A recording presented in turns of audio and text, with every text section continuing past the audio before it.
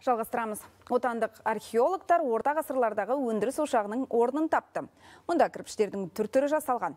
Өндіріс Ақмола облысындағы Быттығай кесенесі маңында орналасқан.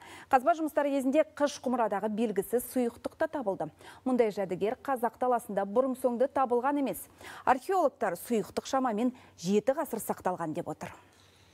Шағын өндіріс ошағының орны Қорғалжың ауылынан 2,5 шақырымдай аумақтан табылды. Археологтар мұнда кірпіштің бірнеше түрі шығарылған деп отыр. Барлығы белгілі бір өлшеммен жасалған. Бұл сол кездің өзінде стандарт болғанын білдіреді дейді мамандар. Нысанға кіретін баспалдақтар, пештер, бояу жасайтын науа мен диірмен тастар да бар.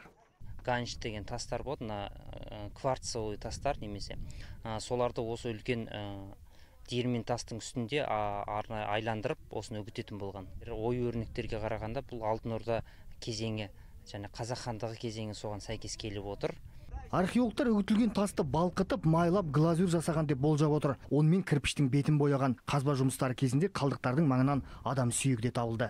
Адам сүйегі өндіріс ошағының сыртында жерленген, яғни қабырғаның сыртында жатыр. Мамандар шамамен 400-500 жыл бұрын жерленген деп болжам жасап отыр. Енді отандық ғалымдар шетелдік мамандармен бірге бұл сүйектің жасын, жынысын нақты анықтайтын болады. Дала жұмыстары кезінде табылған құнды жәдігердің бірі қыш құмырада сақталған сұйықтық. Ыдыстың беті кірпішпен жабылған, қою қара сұйықтық буланбаған, ешқашан қатпаған.